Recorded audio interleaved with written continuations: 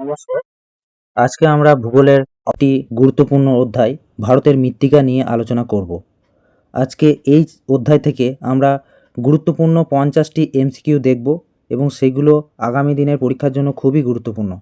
তো প্রত্যেকটা প্রশ্ন তোমরা খুব ভালো করে মনোযোগ সহকারে দেখো এবং যেগুলো জানো না সেগুলোকে খাতায় নোট করে নাও। প্রথম প্রশ্ন, ভারতীয় কৃষি গবেষণা পরিষদ বা ICAR Indian council of agricultural research ভারতের মৃত্তিকাকে প্রধানত কয়টি প্রধান ভাগে ভাগ করেছে? তো মোট 8টি প্রধান ভাগে ভাগ করেছে। কারা ভাগ করেছে? ICAR। ভারতের মোট আয়তনের সর্বাধিক কোন অংশে কোন মৃত্তিকা দেখা যায়? তো মনে রেখো, ভারতের যে টোটাল আয়তন সেই আয়তনের সবথেকে বেশি পরিমাণে যে মৃত্তিকাটা দেখা যায়, আমাদের ভারতবর্ষে যে মৃত্তিকাটা সবচেয়ে বেশি আছে সেটা হলো পলি মাটি। ঠিক আছে, এবং এটা কতটা আছে? 40%। গোটা ভারতীয় মৃত্তিকার 40% শুধুমাত্র পলি মাটি দ্বারা গঠিত। পরবর্তী প্রশ্ন, নদীর তীরবর্তী অঞ্চলের নবীন পলিমাটিকে কি বলা হয়? তো মনে রাখবে, নবীন পলিমাটিকে বলা হয় খাদার। ঠিক আছে, নবীন পলিমাটিকে বলা হয় খাদার।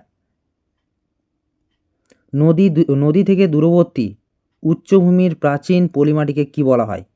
তো প্রাচীন পলিমাটিকে বলা হয় ভাঙর। ঠিক আছে, তো এইটা মনে রাখবে, ন দিয়ে খাদার বা অর্থাৎ নবীন হচ্ছে খাদার, আর যেটা পুরাতন প্রাচীন, ঠিক আছে, প্রাচীন যেটা সেটা হচ্ছে তোমার ভাঙর। ঠিক আছে, তো এইভাবে জিনিসটাকে মনে রাখবে, নবীন হচ্ছে খাদার আর পুরানো হচ্ছে ভাঙর। পরবর্তী প্রশ্ন, কালো মাটি অপর নাম কি? কালো মাটি বা ব্ল্যাক সয়েলের অপর নাম কি? ব্ল্যাক সয়েল বা কালো মাটির অপর নাম হলো রেগুর। তুলা বা কার্পাস চাষের জন্য কোন মাটি সবচেয়ে বেশি উপযোগী? তুলা বা কার্পাস চাষের জন্য সবচেয়ে বেশি উপযোগী হলো কালো বা রেগুর মাটি। পরবর্তী প্রশ্ন, কালো মাটির রং কালো হওয়ার প্রধান কারণ কি? মানে কালো মাটি বা রেগুর মাটি কেন কালো হয়? তো এর উত্তরটা হলো টাইটানিফেরাস ম্যাগনেটাইট ও হিউমাসের উপস্থিতি। এই নামটা অবশ্যই মনে রেখো, হ্যাঁ, টাইটানিফেরাস ম্যাগনেটাইট এবং হিউমাসের উপস্থিতির কারণে এটি কালো হয়। এছাড়াও এই মৃত্তিকাটা কী থেকে তৈরি হয়েছে? ব্যাসল্ট শিলা থেকে উৎপত্তি হয়েছে, অর্থাৎ ব্যাসল্ট শিলা চূর্ণ বিচূর্ণ হয়ে এই মৃত্তিকা গঠিত হয়েছে। যেহেতু ব্যাসল্ট শিলা কালো হয় সে কারণে সেটা থেকেও এই মৃত্তিকার রং কিছুটা কালো হয়ে থাকে। ঠিক আছে, ভারতের কোন রাজ্যে কালো মাটির বিস্তার সবচেয়ে বেশি দেখা যায়? তো কালো মাটির বিস্তার সবচেয়ে বেশি দেখা যায় মহারাষ্ট্রে। সেই সমস্ত অঞ্চলে কিন্তু তুলার চাষ বেশি হয় যেখানে কালো মাটি দেখা যায়। লোহিত মৃত্তিকার রং লাল হওয়ার কারণ কি? লোহিত মৃত্তিকার রং লাল হয় কারণ লৌহ অক্সাইড বা আয়রন অক্সাইডের উপস্থিতি। ঠিক আছে, পরবর্তী প্রশ্ন, ল্যাটেরাইট মৃত্তিকা প্রধানত কোন অঞ্চলে দেখা যায়? ল্যাটেরাইট মৃত্তিকা প্রধানত দেখা যায় উচ্চ তাপ ও বেশি বৃষ্টিপাত যুক্ত অঞ্চলে। উচ্চ তাপ, যেখানে তাপমাত্রা খুব বেশি এবং খুব বৃষ্টিপাত হয়, সেখানে এই ল্যাটেরাইট মৃত্তিকা দেখা যায়। ইটের মতো শক্ত ও লাল রঙের মাটি কোনটি? ইটের মতো শক্ত ও লাল রঙের মাটি হলো ল্যাটেরাইট মৃত্তিকা। ল্যাটেরাইট মৃত্তিকা ইটের মতো শক্ত এবং লাল রঙের হয়ে থাকে। পরবর্তী প্রশ্ন, কাজু বাদাম বা ক্যাশিউনাট চাষের জন্য কোন মাটি সবচেয়ে উপযুক্ত? তো কাজু বাদাম চাষের জন্য সবচেয়ে উপযুক্ত হলো লাল ল্যাটেরাইট মৃত্তিকা। চা ও কফি চাষের জন্য কোন মাটি সবচেয়ে বেশি উপযোগী? চা এবং কফি উৎপাদনের জন্য সবচেয়ে বেশি উপযোগী হলো পাহাড়ি ঢালের মাটি ও ল্যাটেরাইট মাটি।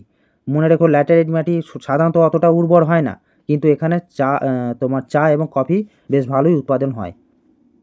পরবর্তী প্রশ্ন, মরু মৃত্তিকা বা সিরোজেম, মরুভূমির যে মৃত্তিকা তাকে কি বলা হয়? সিরোজেম। মরুভূমির মৃত্তিকাকে কি বলা হয়? সিরোজেম। মরু মৃত্তিকা বা সিরোজেম ভারতের কোন রাজ্যে বেশি দেখা যায়? তো মরুভূমি কোথায় আছে? রাজস্থানে, তাই উত্তরটা হয়ে যাবে কি? রাজস্থান। পরবর্তী প্রশ্ন, মরু মৃত্তিকার প্রধান বৈশিষ্ট্য কি?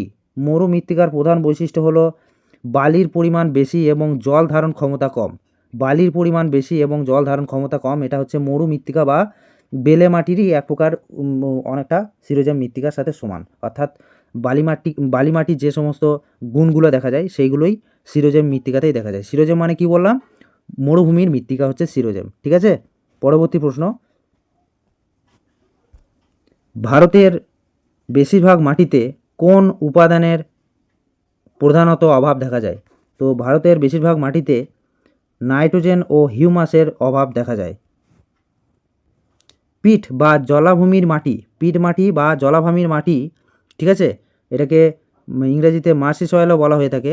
ভারতের কোন রাজ্যে বেশি দেখা যায়? এই পিট বা জলাভূমির মাটি ভারতের কোন রাজ্যে বেশি দেখা যায়? এটা দেখা যায় কেরল এবং কেরলের যে কোয়াট্টাম এবং আলেপ্পি নামক যে জায়গা সেখানে বেশি দেখা যায়। পরবর্তী প্রশ্ন, লবণাক্ত ও ক্ষারকীয় মৃত্তিকাকে স্থানীয় ভাষায় কী বলা হয়? লবণাক্ত ও ক্ষারকীয় মৃত্তিকাকে স্থানীয় ভাষায় বলা হয় রে, কাদারও বলা হয়, কালারও বলা হয় এবং ঊষরও বলা হয়ে থাকে। ঠিক আছে, লবণাক্ত এবং ক্ষারকীয় মাটিকে রে বলা হয়ে থাকে, কালার বলা হয়ে থাকে এবং ঊষর মৃত্তিকাও বলা হয়ে থাকে। তারপর মৃত্তিকার অম্লত্ব বা সয়েল অ্যাসিডিটি কমানোর জন্য মাটিতে কী মেশানো হয়ে থাকে? তো এটার জন্য মাটিতে চুন মেশানো হয়ে থাকে। মৃত্তিকার ক্ষারকত্ব দেখো, অ্যাসিডিটির উল্টো হচ্ছে অ্যালকালাইনিটি। ঠিক আছে, অ্যাসিডিটির উল্টোটাই হচ্ছে ক্ষারকত্ব বা অ্যালকালাইনিটি।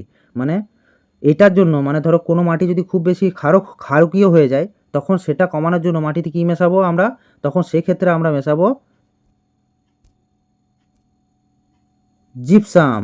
ঠিক আছে, পরবর্তী প্রশ্ন, মৃত্তিকা বিজ্ঞানের নাম কি? মানে মৃত্তিকা নিয়ে আলোচনা করা হয় যে বিজ্ঞানে, সেই বিজ্ঞানকে কি বলা হয়? সেই বিজ্ঞানকে বলা হয় পেডোলজি। পরবর্তী প্রশ্ন, ভাবর অঞ্চলের মৃত্তিকা কি প্রকৃতির? ভাবর অঞ্চলের মৃত্তিকা নুড়ি পাথর ও বালিযুক্ত। ঠিক আছে, আমরা আগের ভিডিওতে ভাবরের সম্পর্কে দেখেছিলাম যে নদী পার্বত্য প্রবাহ থেকে যখন হঠাৎ করে সমতল ভূমিতে এসে পড়ে তখন তার সাথে অনেক নুড়ি পাথর বালি এসে জমা করে।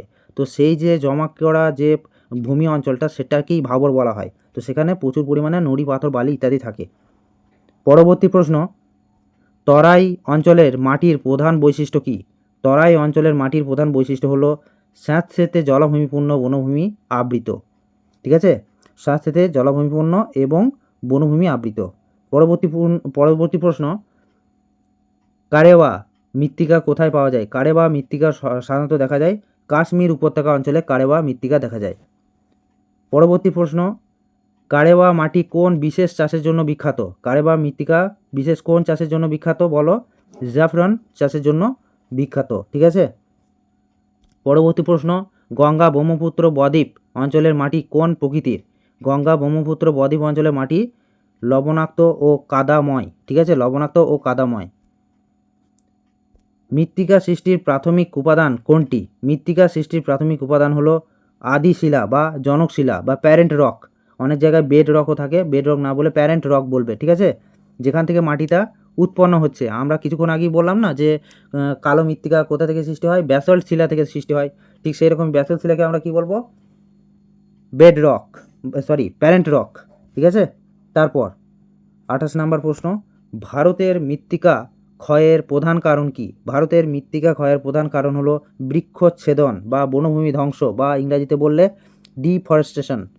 পরবর্তী প্রশ্ন, গালি ইরোশন বা গালি ক্ষয় বা নালি ক্ষয় ভারতের কোন অঞ্চলে সবচেয়ে বেশি দেখা যায়? ইম্পর্টেন্ট কোশ্চেন, সবথেকে বেশি দেখা যায় এটা চম্বল উপত্যকায় বা মধ্যপ্রদেশ রাজস্থানে এটি দেখা যায়।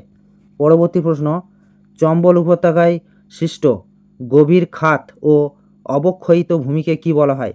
চম্বল উপত্যকায় যে সৃষ্ট যে গভীর খাত ও অবক্ষয়িত ভূমিকে কি বলা হয়? গলির মতো বিভিন্ন ক্ষয়ে ক্ষয়ে নালার মতো সৃষ্টি হয়েছে, এটাকে এই ধরনের ক্ষয়কে বলা হয় ব্যাডল্যান্ড টোপোগ্রাফি বা রিভাইন বলা হয়ে থাকে। ঠিক আছে, ব্যাডল্যান্ড টোপোগ্রাফি বা রিভাইনও বলা হয়ে থাকে। পরবর্তী প্রশ্ন, ধাপ চাষ বা টেরেস ফার্মিং কোন অঞ্চলে মৃত্তিকা ক্ষয় রোধে সবচেয়ে বেশি কার্যকর? ধাপ চাষ বা টেরেস ফার্মিং কোন অঞ্চলে মৃত্তিকা ক্ষয় রোধে সবচেয়ে বেশি কার্যকর? তো এটি পাহাড় বা পার্বত্য অঞ্চলে মৃত্তিকা ক্ষয়ে বেশি কার্যকর। অর্থাৎ ধরো কোনো একটা পাহাড় এরকম ঢাল রয়েছে, সেখানে যদি বৃষ্টি পড়ে তো মাটিগুলো ধুয়ে চলে যাবে, এখানে চাষাবাদও করা যায় না। কিন্তু তার পরিবর্তে যদি এইগুলোকে কেটে কেটে সিঁড়ির মতো ধাপ করে দেওয়া হয়, এরকম করে দেওয়া হয়, তাহলে এটাকে বলা হয় ধাপ চাষ বা টেরেস ফার্মিং। এই ধাপ চাষ পাহাড়ি অঞ্চলে, পার্বত্য অঞ্চলে তোমার চাষাবাদের জন্য খুবই কার্যকর। বুঝতে পেরেছ?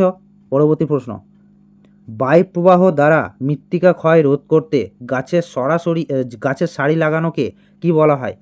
এটাকে বলা হয় শেল্টার বেল্ট। মানে বাতাসের জন্য অনেক সময় মাটি ধুলোর মাধ্যমে উড়ে চলে যায় এবং মৃত্তিকা ক্ষয় হয়ে থাকে, তো সেইটাকে আটকানোর জন্য কি করা হয়, সারি সারি সারি সারি গাছ লাগানো হয়, গাছের সারি লাগানো হয়, সেটাকে বলা হয় শেল্টার বেল্ট। ঠিক আছে? পরবর্তী প্রশ্ন, পাহাড়ি ঢালে সমোন্নতি রেখা বরাবর নাঙল চালানো করে চাষ করাকে কি বলা হয়? এটাকে কন্ট্যুর ফার্মিং বলা হয়ে থাকে। এই জিনিসটা কি সেটা বলে দিচ্ছি। পাহাড়ি অঞ্চল, সেই পাহাড়ি অঞ্চলে কি করা হয়, এরকমভাবে আমি যেটা আগে বললাম, এটাকে মানে করা হয়, মানে পাহাড়ি অঞ্চলে এরকমভাবে ধাপ করে নেওয়া হয়, এই ধাপে ধাপে চাষ করা হয়। এই ধরনের চাষকে বলা হয় কন্ট্যুর ফার্মিং। ঠিক আছে? তারপর ঝুম চাষ বা স্থানান্তরিত কৃষির ফলে পরিবেশের কি ক্ষতি হয়? ঝুম চাষ কথাটার অর্থ হচ্ছে, ভালো করে শোনো, ঝুম চাষ মানে হচ্ছে আদিকালে মানুষেরা কোনো একটা অঞ্চলে চাষ করার জন্য প্রথমে জমিটাকে পরিষ্কার করতো, গাছ মাছ সব কেটে দিত, তারপর পরিষ্কার করার পর সেখানে চাষাবাদ করতো এবং চাষাবাদ করার পর সেখানে ধীরে ধীরে ধীরে ধীরে তার যে উর্বরতা সেটা কমে যেত। যত বেশি ফসল ফলানো হবে তার উর্বরতা ধীরে ধীরে কমবে। তো যেহেতু এখানে কোনো রকম কোনো আধুনিক সার বা কীটনাশক ইত্যাদি প্রয়োগ করা হয় না, তাই তারা কিন্তু উর্বরতা কমে যাওয়ার পর সেই মাটিটাকে আর বেশি দিন ব্যবহার করে না। তারপর তারা আবার কোনো অন্য জায়গায় চলে যায়, সেখানে গাছ পরিষ্কার করে সেখানে আবার চাষাবাদ করতে শুরু করে। তো এইভাবে বনভূমি ধ্বংস হয় এবং যার ফলে মৃত্তিকাও নষ্ট হয়ে যায়। ঠিক আছে? মৃত্তিকা ধীরে ধীরে ক্ষয় হয়। এটা কি বলা হয়, এটাই ঝুম চাষের একটা ক্ষতিকর দিক। ঠিক আছে? তো এখানে উত্তরটা কোনটা হবে? এখানে উত্তর হবে মৃত্তিকা ক্ষয় বৃদ্ধি পায়। পরবর্তী প্রশ্ন, মালভূমিতে কোন মৃত্তিকার প্রাধান্য দেখা যায়? মালভূমিতে কালো বা রেগুর মাটির প্রাধান্য দেখা যায়। পরবর্তী প্রশ্ন, দাক্ষিণাত্যের লাভা গঠিত মালভূমি ডেকান ট্র্যাপ অঞ্চলে মূলত কোন মাটি দেখা যায়? তো ডেকান ট্র্যাপ অঞ্চলে মূলত কালো মাটি দেখা যায়। আর আমি কি বলেছিলাম, ডেকান ট্র্যাপ অঞ্চলে কোন লাভা গঠিত মালভূমি? এটা হচ্ছে ব্যাসল্ট লাভা গঠিত মালভূমি। ঠিক আছে? এই যে লাভাগুলো জমাটবদ্ধ হয়ে ব্যাসল্ট শিলা তৈরি করেছে। তারপর ল্যাটেরাইট মাটিতে কোন দুটি উপাদানের আধিক্য দেখা যায়? তো মনে রাখবে, লোহা এবং অ্যালুমিনিয়াম ল্যাটেরাইট মৃত্তিকাতে বেশি দেখা যায়। তারপর ভারতের কোন অঞ্চলে সবথেকে বেশি পলিমাটি দেখা যায়? তো ভারতের কোন অঞ্চলে সবচেয়ে বেশি পলিমাটি দেখা যায়? অপশন বি, সিন্ধু গঙ্গা ব্রহ্মপুত্র সমভূমিতে সবচেয়ে বেশি। গাঙ্গেয় সমভূমি অঞ্চলে যদি বলা হয়, অন্য কোনো অপশন না থাকে, যদি শুধু এটা লেখা থাকে গাঙ্গেয় সমভূমি অঞ্চল, তো সেটা উত্তর হতে পারে। ঠিক আছে? গাঙ্গেয় সমভূমি অঞ্চলে অ্যালুভিয়াল সয়েল বা পলিমাটি সবচেয়ে বেশি দেখা যায়। কিন্তু যদি তিনটেই একসাথে থাকে, অর্থাৎ সিন্ধু গঙ্গা ব্রহ্মপুত্র, তাহলে পরে সেটাই অ্যান্সার করবে। ঠিক আছে? বলে দিলাম কখন কোনটা অ্যান্সার করবে। তারপরে পরের প্রশ্ন, পলি মাটিতে কোন উপাদানের আধিক্য থাকে যা এটিকে উর্বর করে তোলে? মানে পলি মাটির মধ্যে এমন কোন উপাদানটা রয়েছে যেটা থাকার জন্য এটা উর্বর হয়ে যায়? তো মনে রাখবে, এখানে পটাশ এবং চুন থাকে এই পলি মাটিতে, যেটার জন্য এটা বেশি উর্বর হয়। মৃত্তিকার উপরের স্তরে থাকা পচা লতাপাতা ও প্রাণীর দেহাবশেষকে কি বলা হয়? তো মৃত্তিকার উপরের স্তরে থাকা পচা লতাপাতা ও প্রাণীর দেহাবশেষকে বলা হয় হিউমাস। পরবর্তী প্রশ্ন, নদীর বদ্বীপ অঞ্চল ও পূর্ব উপকূলীয় সমভূমিতে প্রধানত কোন মাটি দেখা যায়? তো পলি মাটি দেখা যায়। ঠিক আছে? তারপর কোন মাটিতে জল ধারণ ক্ষমতা সবচেয়ে বেশি? তো মনে রেখো, কাদা মাটি বা কালো মাটিতে জল ধারণ ক্ষমতা সবথেকে বেশি। তারপর শুষ্ক ঋতুতে কোন মাটিতে চওড়া ফাটল সৃষ্টি হয়ে থাকে? তো মনে রাখবে, কালো মাটি বা কাদা মাটিতে চওড়া ফাটল সৃষ্টি হয়ে থাকে। তোমরা কোনো এঁটেল মাটি বা কালো মাটি, এই ধরনের যে কাদা জাতীয় মাটি যেগুলো, সেগুলোকে যদি একটা মণ্ড তৈরি করে রোদে শুকানো হয়, দেখবে ওর মধ্যে চিরফাট ধরে গেছে। এবং গ্রীষ্মকালে বহুদিন যদি বৃষ্টি না হয়, তাহলে তোমরা যদি চাষের জমিতে দেখো, তোমরা দেখবে যে চাষের জমিতে মাঠের মাঝখানে দেখবে অনেক বড় বড় ফাটল সৃষ্টি হয়েছে। ঠিক আছে? তো ফাটল কোথায় দেখা যায়? কাদা মাটি বা কালো মাটিতে। পরবর্তী প্রশ্ন, লোহিত মৃত্তিকা ভারতের মোট আয়তনের কত শতাংশ অধিকার করে? লোহিত মৃত্তিকা ভারতের 18.5 5% অধিকার করে, যেটা ভারতের দ্বিতীয় সবথেকে বৃহৎ মৃত্তিকার একটি দ্বিতীয় স্থানে রয়েছে। অর্থাৎ প্রথম স্থানে রয়েছে পলিমাটি, ভারতবর্ষে সবথেকে বেশি পরিমাণে পাওয়া যায় পলিমাটি, আর দ্বিতীয় স্থানে রয়েছে লোহিত মৃত্তিকা। পরবর্তী প্রশ্ন, তামিলনাড়ু রাজ্যের বেশিরভাগ অংশে কোন মৃত্তিকা দেখা যায়? তামিলনাড়ু রাজ্যে সবথেকে বেশি লোহিত মৃত্তিকা দেখা যায়, ঠিক আছে। আর আমাদের পশ্চিমবঙ্গে বেশি পরিমাণে কী দেখা যায়? তোমার পলি এবং যে লাল মাটি সেটা। তারপর পরবর্তী প্রশ্ন, শীত ক্ষয় বা শীত এরোশন প্রধানত কিসের কারণে হয়ে থাকে? এটা প্রবল বৃষ্টিপাত এবং জলপ্রবাহের কারণে হয়ে থাকে শীত ক্ষয়। পরবর্তী প্রশ্ন, মৃত্তিকা সংরক্ষণের একটি উল্লেখযোগ্য পদ্ধতি কোনটি? মৃত্তিকা সংরক্ষণের একটি উল্লেখযোগ্য পদ্ধতি হলো বনসৃজন। গাছ লাগাও, তাহলে পরে মৃত্তিকাও বাঁচবে।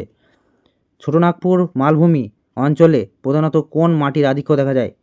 ছোটনাগপুর মালভূমি অঞ্চলে প্রধানত লোহিত ও ল্যাটেরাইট মাটির আধিক্য দেখা যায়। আর ছোটনাগপুর মালভূমি কোন শিলা দ্বারা গঠিত? মনে রাখবে, গ্রানাইট এবং নিস শিলা দ্বারা গঠিত, ঠিক আছে। তারপর মৃত্তিকার সৃষ্ট বা পেডোজেনেসিস, মৃত্তিকার সৃষ্টি বা পেডোজেনেসিস প্রক্রিয়ায় কোনটি সবচেয়ে সক্রিয় উপাদান?